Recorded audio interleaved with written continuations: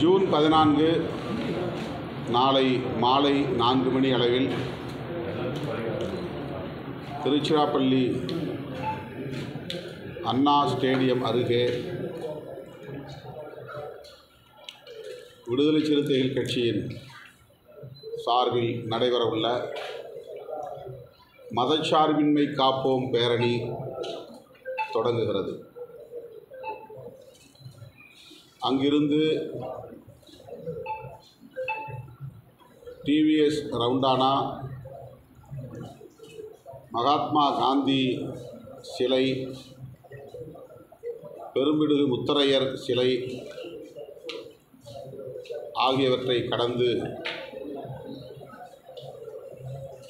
மாநகராட்சி பள்ளி அருகே பேரணி நிறைவு பெறுகிறது. தமிழ்நாடு முழுவதும் விடுதலை சிறுத்தைகளின் முன்னணி பொறுப்பாளர்கள் பல்லாயிரக்கணக்கில் இந்த பேரணியிலே பங்கேற்கிறார்கள். அகில இந்திய அளவில் அனைத்து தரப்பு ஜனநாயக சக்திகளும் ஓரணியில் திரள வேண்டும், மதச்சார்பின்மை கோட்பாட்டை பாதுகாக்க முன்வர வேண்டும் என்று அறைகூவல் விடுப்பதற்கான ஒரு பேரணிதான் இந்த பேரணி.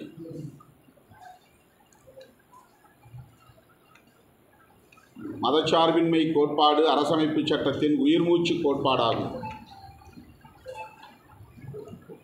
ஆர்எஸ்எஸ், பிஜேபி உள்ளிட்ட சங் பரிவார்கள் மதச்சார்பின்மைக்கு எதிரான தாக்குதலை தொடர்ந்து நடத்தி வருகிறார்கள். வெளிப்படையாக சொல்ல வேண்டுமானால் மதச்சார்பின்மை கோட்பாட்டுக்கு எதிரான யுத்தம்தான் அவர்கள் நடத்துகிற யுத்தம். அதற்கான உத்திகளுள் ஒன்றுதான் வெறுப்பு அரசியல். சிறுபான்மை சமூகத்தினருக்கு எதிரான, முஸ்லீம் மற்றும் கிறித்தவர் உள்ளிட்ட சிறுபான்மை சமூகத்தினருக்கு எதிரான வெறுப்பு அரசியலை ஒரு உத்தியாக கையாளுகிறார்கள். இந்துக்கள் பெரும்பான்மையாக உள்ளனர் என்கிற காரணத்தினால் பெரும்பான்மை மக்களின் நலன்கள் என்கிற பெயரில் மதத்தின் அடிப்படையிலே இந்துக்களை அணிதிரட்டுவதற்காக மதத்தின் அடிப்படையிலே சிறுபான்மையினருக்கு எதிரான வெறுப்பு அரசியலை திட்டமிட்டு பரப்பி வருகிறார்கள். கடந்த 11 ஆண்டு கால ஆட்சியில் அந்த தாக்குதலில் ஆட்சி அதிகாரத்தையும் முழுமையாக பயன்படுத்தி வருகிறார்கள். சட்டத்தின் பெயரால், ஜனநாயகத்தின் பெயரால் சட்டவிரோதமாக, அரசமைப்பு சட்ட விரோதமாக செயல்பட்டு வருகின்றனர்.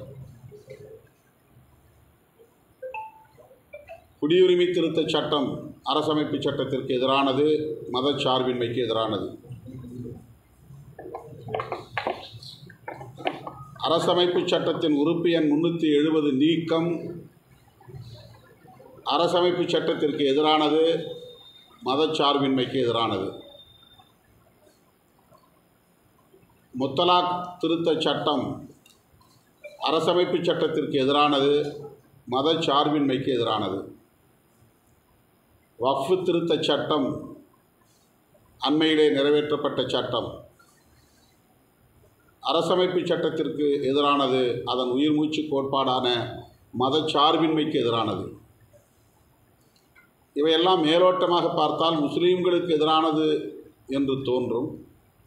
முஸ்லீம்களுக்கு எதிரானது தான் என்றாலும் கூட உள்ளீடாக பார்த்தால் அரசமைப்பு சட்டத்திற்கு எதிரானது என்பதுதான் உண்மை. மிகவும் நுட்பமாக பார்த்தால் செக்யூலரிசம் என்கிற மதச்சார்பின்மைக்கு எதிரான தாக்குதல்கள் தான் இந்த அனைத்தும். ஆகவே விடுதலை சிறுத்தைகள் கட்சி அரசமைப்பு சட்டத்தை பாதுகாக்கும் நோக்கில் அதன் உயிர்மூச்சு கோட்பாடாக இருக்கிற மதச்சார்பின்மையை பாதுகாக்கும் நோக்கில் இந்த பேரணியை ஒருங்கிணைக்கிறது. சேவ் செக்யூலரிசம் ரேலி என்று இதற்கு பெயரிட்டிருக்கிறோம். மதச்சார்பின்மை காப்போம் பேரணி. இந்தியாவின் பிற மாநிலங்களில்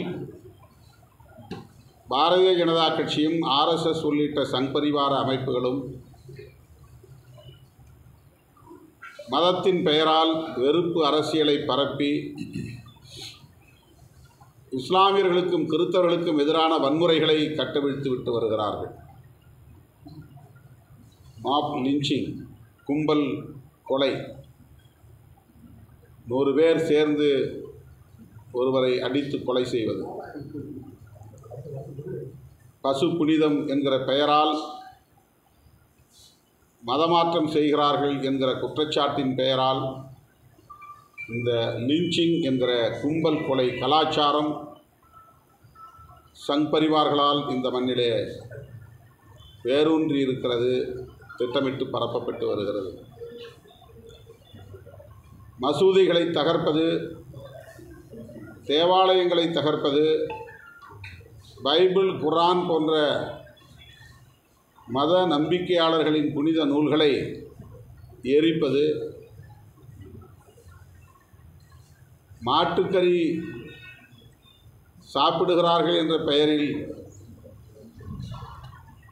படுகொலைகளை செய்வது போன்ற கலாச்சாரம் இன்றைக்கு மதத்தின் பெயரால் இங்கே திட்டமிட்டு வளர்க்கப்பட்டு வருகிறது. இது மிகவும் ஆபத்தானது. இந்து மதத்தின் கருத்துக்களை பரப்புவதற்கு என்ன சுதந்திரமோ அதே சுதந்திரம் பிற மதங்களுக்கும் உண்டு. அரசமைப்பு சட்டம் அதை அனுமதிக்கிறது, வழங்குகிறது. இந்து மதத்தில் உள்ள நம்பிக்கைகளை மதிக்க வேண்டும் என்பது அரசமைப்பு சட்டத்தின் அடிப்படை கோட்பாடுகளில் ஒன்று, வரையறைகளில் ஒன்று. அதேபோல சிறுபான்மை சமூகத்தவரின் மதங்களின் நம்பிக்கைகளையும் மதிக்க வேண்டும், அந்த உணர்வுகளை மதிக்க வேண்டும் என்று அரசமைப்பு சட்டம் அனுமதிக்கிறது. ஆனால் குடியுரிமை திருத்தச் சட்டம் வெளிப்படையாக முஸ்லிம்களுக்கு எதிராக நிறைவேற்றப்பட்டது. அப்படி என்றால் அரசமைப்பு சட்டத்தின் மத உரிமைகளுக்கு எதிராக, மத சுதந்திரங்களுக்கு எதிராக நிறைவேற்றப்பட்ட சட்டம்தான் குடியுரிமை திருத்தச் சட்டம். அது நிறைவேற்றப்பட்டிருந்தாலும் அந்த சட்டத்தை திரும்பப் பெற வேண்டும் என்று வலியுறுத்துவதுதான் விடுதலை சிறுத்தைகளின் இந்த பேரணியின் நோக்கமாகும். ஜம்மு காஷ்மீர் மாநிலத்தில் அரசமைப்பு சட்டம் வழங்குகிற சிறப்பு உரிமைகள் இத்தனை காலம் பாதுகாக்கப்பட்டு வந்தன.